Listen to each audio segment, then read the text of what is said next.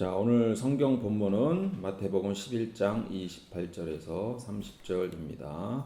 자, 다 함께 봉독하겠습니다. 시작. 수고하고 무거운 짐진 자들아, 다 내게로 오라. 내가 너희를 쉬게 하리라. 나는 마음이 온유하고 겸손하니 나의 멍에를 메고 내게 배우라. 그리하면 너희 마음이 쉼을 얻으리니 이는 내 멍에는 쉽고 내 짐은 가벼움이라 하시니라. 아멘. 자, 오늘 설교는 이민규 목사님께서 쉼을 주신다면서 왜 멍에를 주십니까? 라는 제목으로 설교 부탁드리겠습니다. 감사합니다. 안녕하세요, 여러분. 네. 우리 모두 어느 정도 무거운 짐을 지고 살지요. 짐 없는 분 여기 계세요? 네. 우리는 이미 사실 우리가 원하는 것보다 많은 짐을 살고 있어요. 그리고 대부분은 우리 스스로가 만든 짐입니다. 이것을 오늘 여러분에게 말씀드리려고 합니다. 예수님이 여러분의 짐을 없애주겠다라고 말씀하시지 않아요. 오늘 본문을 자세히 보면은 짐을 없애주겠다가 아니라 내 멍에를 메라. 아니, 쉼을 주겠다고 하면서 왜 또 멍에를 주십니까? 힘들지? 그럼 내 멍에를 메라. 이 말인데요. 저도 사실 작년에 비해서 올해 제 짐이 좀 무거워졌습니다. 여러분 작년에 비해서 올해 짐이 어떠세요? 어떤 분은 그래도 작년보다 낫다 하시는 분이 있는데, 근데 이게 몰라요. 어떻게 또 짐이 무거워질지 알 길이 없습니다. 저는 사실은 짐이 좀 무거워졌어요. 작년에 제 몸이 80kg 이하였었는데 올해는 84kg로 4kg의 짐이 더, 제가 다니는 곳곳마다 제 발걸음이 향하는 곳곳마다 4kg 이상의 지방이 저를 무겁게 합니다. 그런데 예수님이 말씀하시는 짐은 마음의 짐입니다. 왜냐하면 예수님이 마음의 쉼을 얘기하지 여러분의 삶의 환경의 짐을 얘기하지 않습니다. 여러분 환경이 실제로 아무리 무거워도 예수님이 주시는 멍에와 짐만큼 무거울 수가 없어요. 거꾸로 예수님이 우리에게 매라는 멍에 그리고 우리에게 주시겠다는 짐은 사실은 제자의 환경과 제자의 삶이라는 차원에서는 훨씬 더 무거운 짐입니다. 여러분 마태복음 우리 11장 이전에 10장 34절에서 37절까지 보면은 예수님이 우리에게 화평을 주러 오신 것이 아니라 검을 주러 왔다. 검이 뭡니까? 검은 로마서 13장에 보면은 처형 도구예요. 처형 도구. 그 다음에 본문에 보면은 아버지와 딸이, 어머니와 며느리가 시어머니와 불화하게 하려 합니다. 사람의 원수가 자기 식구다. 아버지나 어머니를 그리고 자기 자녀를 나보다 더 사랑하는 자는 나에게 합당하지 아니하다. 이거를 넘어서 38절 39절에는 자기 십자가를 지고 나를 따르지 않는 자는 내게 합당하지 않다. 자기 목숨을 얻는 자는 잃을 것이요 자기를 위하여 자기 목숨을 잃는 자는 얻으리라. 예수를 따르는 것은 평화로운 것도 아니고 결코 가족 우호적인 것도 아니고 죽음을 뜻합니다. 그래서 보네퍼가 이렇게 얘기했어요. 예수님의 제자가 되는 것은 죽으라는 것이다. 죽으라는 것이다. 예수는 짐을 가볍게 만들어주지 않습니다. 우리의 현실의 짐이 전혀 달라지지 않습니다. 하지만 예수님이 여기서 말씀하시는 것은 관계적 차원에서, 하나님과의 관계, 예수님과의 관계 차원에서 우리의 마음이 쉼을 얻게 된다. 이거를 얘기하는 거예요. 제가 좋아하는 사람 중에 엘리자베스 퀴블러 로스라는 그 스위스 의사분이 계신데, 이분이 이런 말을 했어요. 우리가 만난 가장 아름다운 사람들은 고통과 상실을 경험한 사람들이다. 이 참 역설이죠. 고통과 상실을 겪어서 아름다운 사람이 되더라. 이 역설을 오늘 예수님의 말씀으로 같이 나누고자 합니다. 짐의 제거가 아니라 짐의 재구성이다. 본문의 핵심은 간단해요. 예수님이 짐 자체를 없애 주시는 게 아니라 다르게 지게 하신다. 이제는 내 짐을 지라고 하시는 게 아니라 너의 짐 말고 나의 멍에를 메라. 나의 짐을 메라. 예? 그리고 그것은 너의 십자가가 될 것이다. 수고하고 무거운 짐진 자들아 다 내게로 오라. 수고하고 무겁지 않은 짐을 진 사람들은 이게 얼마나 좋은 또 초대인지 사실은 알 수가 없죠. 무거울수록 이 초대가 너무 아름다운 거예요. 근데 또 거꾸로 이 무거운 짐진 자들아 내게로 오라 해서 예수님께 가본 사람들은 말씀을 진지하게 여긴 사람들은 알아요. 야, 이거 만만치 않다. 예수님이 우리에게 짊어지라고 하는 짐이 이거 쉬운 게 결코 아니다. 여기서 짐은 뭘까요? 이 멍에하고 짐이 어떻게 되냐면 소나 말이 이제 멍에를 맬 때 이제 앞에 자기 멍에를 메고 뒤에 짐을 끌죠. 수레로. 그러면은 이 짐의 무게에 따라서 멍에가 점점 무거워질 수밖에 없는 거잖아요. 그래서 짐은 기본적으로 예수님이 마태복음에서 얘기할 때는 그 당시에 율법에 관한 무거운 짐이었어요. 유대인들도 율법에 멍에라는 표현을 썼는데 이것은 뭐냐면은 율법 자체가 사실은 우리에게 큰 짐으로 주어진 건 아닌데 유대인들이 그것을 어떻게 하면 잘 지킬 수 있는가 해서 점점 더 강화를 시킨 거예요. 본인들은 올바로 지키기 위해서라고 얘기를 했지만 막상 일반인들은 그 짐을 지면 질수록 점점 삶은 피폐해져만 갔습니다. 어떻게 정결법을 더 잘 지켜야 하고 어떻게 예배를 더 많이 드려야 하고 어떻게 더 헌금을 많이 해야 되고 이런 쪽으로 자꾸 가게 된 거예요. 그러니까 예수님이 마태복음 23장 4절에서 이렇게 말씀하십니다. 그들은 또 무거운 짐을 묶어 사람의 어깨에 지우되 자기는 이것을 한 손가락으로도 움직이지 하지 아니하며. 유대 지도자들이 자기들은 막상 지키는 척을 하지만 뒤에서 다 편안하게 자기들이 빠져나갈 길을 만들고 일반인들은 더 무거운 짐을 만들어 놨다는 거예요. 예를 들어서 이런 거 한번 생각해 볼 수 있습니다. 율법사들이 율법을 읽는 거 이거는 안식일 날 전혀 문제가 안 돼요. 근데 어떤 노동을 하는 것은 안식일 날 문제시 삼았습니다. 노동 안 하고 쉬니까 좋지 않냐? 원래 노동 안 하고 쉬면 되게 좋죠. 그런데 하루 벌어 하루 먹고 살아야 되는 사람들에게 노동을 하지 말라는 것은 때로는 이게 오히려 더 무거운 짐이 될 수가 있어요. 원래 의도가 그렇지 않은데 무거운 짐이 된 겁니다. 무엇을 먹어야 되느냐? 이 정결음식법도 돈이 없고 가난한 사람들은 싼 음식을 먹고 이방인들이 파는 음식을 사 먹을 수밖에 없는데도 그거 먹지 말아라. 우상숭배에게 바쳤던 그런 고기일 수도 있지 않느냐. 이거 어렵죠. 11조 바치지 않은 곡물 이런 것들도 절대로 먹지 말아라. 비싸질 수밖에 없죠. 그러니까 짐은 단순히 율법이 아니라 율법에 덧붙여진 해석, 규정, 끝없는 규칙, 끝없는 정결법, 죄인들과는 이렇게 가까이 하면 안 된다. 사람을 하나님에게 이끄는 대신에 짓누르는 종교 시스템으로 만든 겁니다. 예수님은 기존 종교 체계를 해체하시면서 원래 하나님께 이끄는 그러한 안식의 길로 우리를 초청하십니다. 뿐만 아니라 삶에서의 우리의 무게가 얼마나 커요.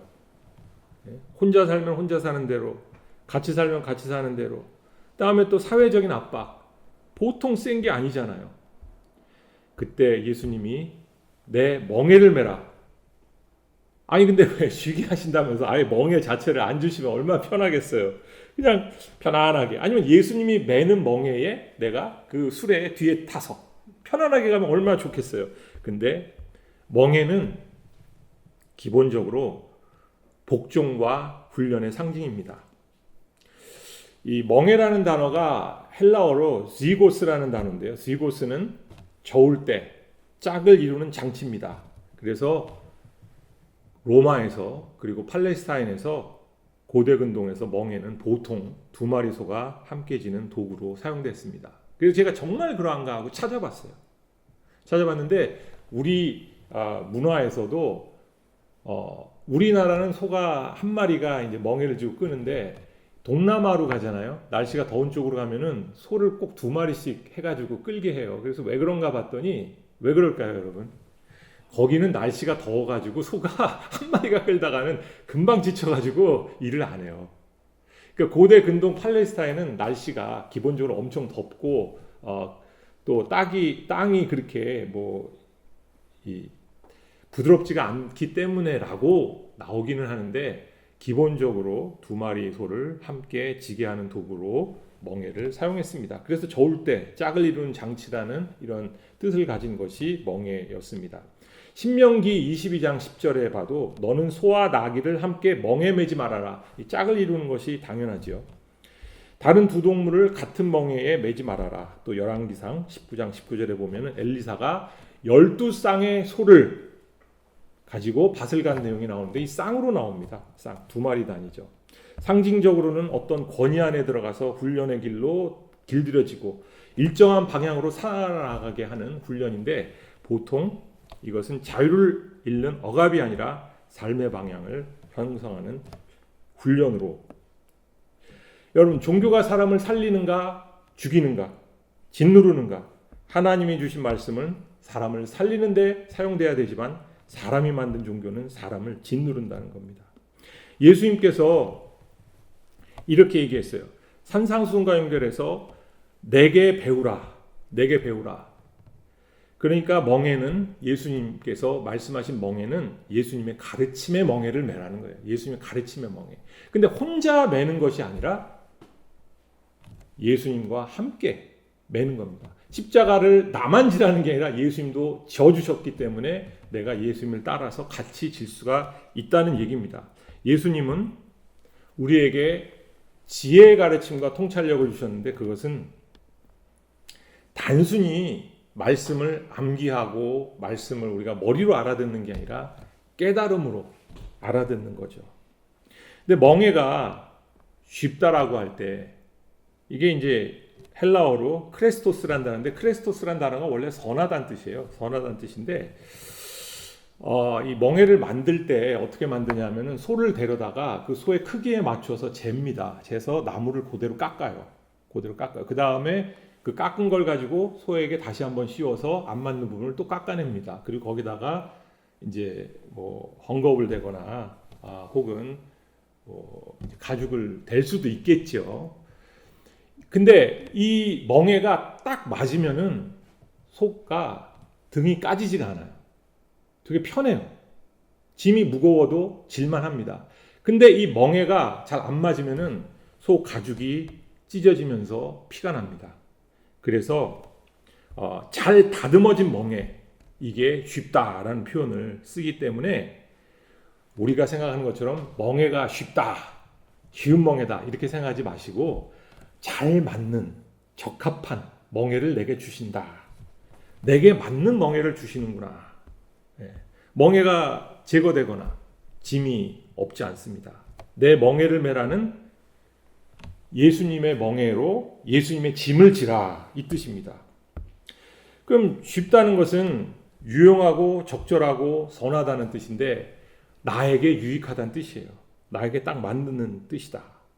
그러면은 이것을 마태복음 10장과 연결해서 보면은 십자가를 지고 나를 따르라. 그럴 때 이 멍에는 사실은 예수님의 가르침이고 그 가르침 속에 가장 큰 핵심은 십자가입니다.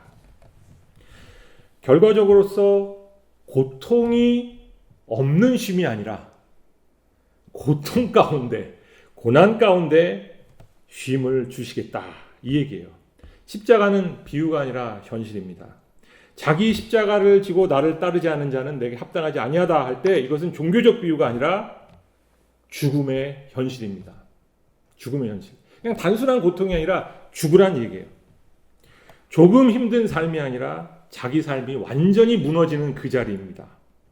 디드리 보네퍼가 말을 했듯이 사람을 부르실 때 예수님은 그를 죽으라고 부르신다. 여러분이 죽어야 예수님이 살아납니다. 내가 십자가에 그리스도와 함께 못 박혀야 그리스도께서 내 안에 살아나신다는 뜻입니다. 내 멍에가 쉽다는 말은 내가 죽어야 내 삶이 쉬워진다 이 뜻입니다. 삶은 가벼워지지 않습니다. 우리는 종종 예수 믿으면 고통이 변해하여 복이 되리라. 믿음대로 살면 탄탄대로다. 믿고 기도하면 만사형통된다. 이런 생각을 하지만 사실 예수님 따라본 사람들은 압니다. 이거는 말도 안 되는 얘기고 실제로 그런 경우가 거의 없죠. 예수님의 따르는 삶 더 무거워지죠. 가벼워질 수가 없죠. 세상 방식대로 적당하게 살면은 사실은 삶이 더 편해질 수가 있어요. 그러나 사업가가 사업을 할 때 올바른 방식으로 사업을 할 때 삶이 무거워지죠. 자기 중심을 내려놓을 때, 손해를 감수할 때 쉽다라고 말할 수는 없습니다. 이것은 세상 문제도 교회 문제도 아니라 중요한 것은 이 무거움이 세상이 나빠서 생기는 것도 아니고 교회가 문제여서 생기는 것도 아니고 예수를 따르는 삶 자체가 이것을 요구한다는 것이에요. 여러분, 목회자도 예외 아닙니다. 제가 수많은 목회자들을 보지만은 예수님을 정말로 진실하게 따르는 목사님들은 목회자 사이에서도 왕따 당해요. 정말 그래요. 편안하게 목회를 할 수가 없습니다. 사람을 만족시키는 길이 아니라 진리를 따르는 길을 가시는 분들은 인기보다 십자가를 선택해야 하기 때문에 대부분이 고통의 길, 고난의 길을 갑니다. 그래서 진짜 목회는 점점 더 무거워지는 목회입니다. 성도도 마찬가지예요. 목회자들만의 이야기가 아니라 교회 안에서 성도가 올바르게 정말 하나님의 말씀을 그대로 따르며 살려고 그럴 때 교회 안에서도 핍박이 있습니다. 이 세상에서도 정직하게 살면 손해가 많습니다. 용서하면 내가 손해를 보는 길이 맞습니다. 사랑하면 상처를 받지요. 그래서 신앙은 점점 더 무거워집니다. 그런데 왜 쉼인가? 그렇게 사는 게 얼마나 힘든 건데 아니 왜 이렇게 무거운 거를 쉽다고 얘기하십니까? 그것은 예수님의 가르침을 따르면은 마음의 쉼이 주어지기 때문입니다. 예수님을 따르는데 왜 마음의 쉼이 주어집니까? 이것은 경험해 본 사람만이 알 수 있는 진리입니다. 우리 예수님은 십자가를 홀로 지시고 나는 평안을 누리게 해주시겠다라고 말씀하신 적도 있지만 이것이 역설적으로 현실에서는 내가 십자가를 지지 않고서는 신앙도 없습니다. 우리 찬양에도 이런 말 있죠. 존귀 영광 모든 권세 주님 홀로 받으시고 멸시천대 십자가는 내가 지고 가오리다. 근데 우리 보통 어떻게 생각해요? 존귀 영광 모든 권세 내가 홀로 받겠으니 멸시천대 십자가는 예수님이 지셨습니다. 그게 아니라는 거예요. 십자가는 예수님이 우리에게도 요구하십니다. 내가 너에게 마음에 쉼을 주겠다. 예수님과 함께 할 때 우리는 삶의 목적이 확실해집니다. 왜 살아야 하는지를 아는 사람은 어떤 고통도 이길 수 있다라고 프리드리시 니체가 얘기를 했는데 이걸 기독교적으로 말하자면은 어거스티누스가 이렇게 얘기를 했어요. 우리의 마음이 예수 안에서 참 쉼을 얻을 수 있다. 우리의 마음은 당신 안에서 쉬기까지 결코 쉴 수가 없다. 이 말을 합니다. 쉼은 상황이 아니라 어떤 대상을 우리가 바라보고 있느냐예요. 문제가 해결된 상태가 아니라 하나님 안에 있는 상태라고 얘기하는 겁니다. 헨리 나우엔이 이런 말을 했습니다. 당신은 당신이 하는 일이 아니고 가진 것도 아니고 남이 말하는 것도 아니다. 남들이 말하는 대로 살기 위해서 남들이 보고자 하는 그것을 같이 보고자 남들이 가진 것을 나도 갖고자 하는 것에서 내가 집착을 놓는 겁니다. 그냥 나 자신 그대로를 예수님 안에 넣는 거예요. 제자도의 길은 쉬운 길이 아니지만 마음의 쉼을 얻는 길입니다. 상황의 변화를 얘기하는 것이 아니라 예수님과의 관계의 변화를 가지는 것입니다. 외부에서 강요되는 어떤 의무가 아니라 내가 원해서 지는 그 십자가를 질 때 우리는 안식을 얻습니다. 인생이 가벼워지는 길을 원하십니까? 그런 길은 없습니다. 그런 길은 없어요. 그러나 마음의 짐을 가볍게 만들 수는 있습니다. 예수 안에서 안식을 누리는 길은 무엇을 더 붙드는 길이 아니라 자기를 비우는 길입니다. 마이스터 에카르트는 이렇게 얘기했어요. 우리의 영혼이 하나님 안에서 쉬려면은 자기 집착, 자기 뜻, 자기 계산에서 놓여야 된다. 우리의 영혼 안에서 말씀이 태어나야 된다. 우리 비어진 내면에서 예수님이 좌정하셔야 된다. 결코 문제없는 삶이 안식이 아니라 짐이 사라진 상태가 아니라 예수님의 가르침 안으로 들어갈 때 세상이 조용해진다는 거예요. 수고하고 무거운 짐진 자들아 다 내게로 오라 내가 너희를 편히 쉬게 하리라. 이 말씀은 피곤한 사람에게 더 많은 규칙을 주는 것도 아니고 자기 힘으로 버티던 사람에게 더 무거운 짐을 주려는 의도가 아니라 바로 이것입니다. 사람은 쉼을 원합니다. 여기 쉼을 원하지 않는 사람 누가 있겠어요? 그런데 그 쉼을 방해하는 그 모든 것들은 사실은 우리가 붙잡고 있는 것들입니다. 사람은 하나님을 찾지만 자기 자신을 꽉 붙들고 삽니다. 사람은 예수의 평안을 원하지만 자기 뜻이 먼저 이루어지기를 바랍니다. 그래서 주님 곁에 있고자 하면서 안식에 들어가지 못합니다. 안식에 들어가는 길은 세 가지로 요약할 수 있습니다. 첫째, 자기 뜻을 내려놓는 겁니다. 주님을 믿는다는 것은 주님의 존재를 인정하는 것, 그것 하나가 아니라 내 뜻이 아니라 주의 뜻이 이루어지기를 원하나이다 하는 고백을 삶 속에서 깨달은 겁니다. 이거 쉽지 않습니다. 쉽지 않아요. 너무너무 힘든 것인데 이것이 이 십자가의 길이 주님의 뜻이 이루어지길 원하나이다 라는 마음의 상태가 될 때 우리는 삶이 가벼워집니다. 고집센 자아가 왕좌에서 내려올 때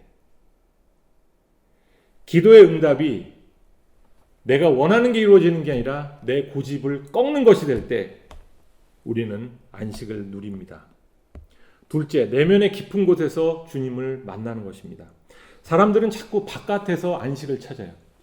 상황이 좋아지면, 관계가 풀리면, 건강해지면, 경제적인 문제가 해결되면 이러이러한 일들이 일어나면 좋을 텐데 그러면 내가 쉬게 될 텐데 그런데 여러분 살아보니까 어때요? 그런 것들이 내 맘대로 이루어지지도 않지만 그런 것들이 이루어진다 해도 산 넘어 산이 되는 것이 인생입니다. 마이스터 에카르트는 그래서 그렇게 얘기를 했어요.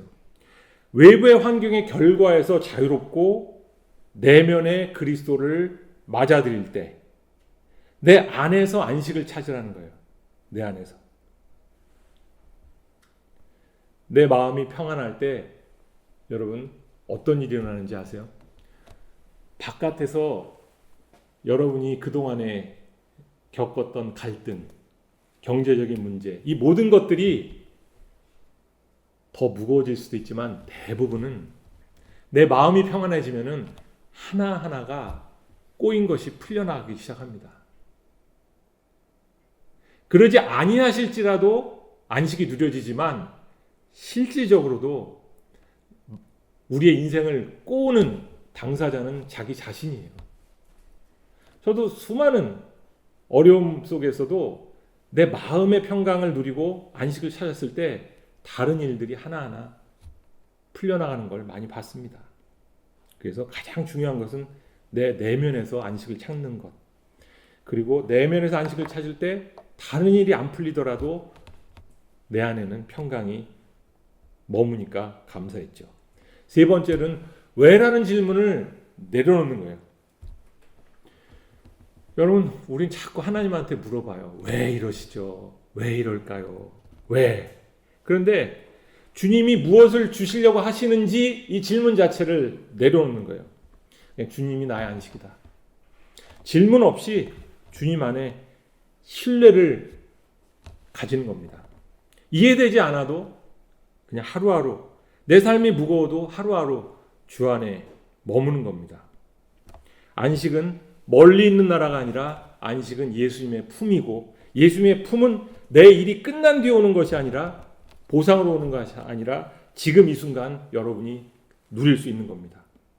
주님 안에서 시작된 은혜,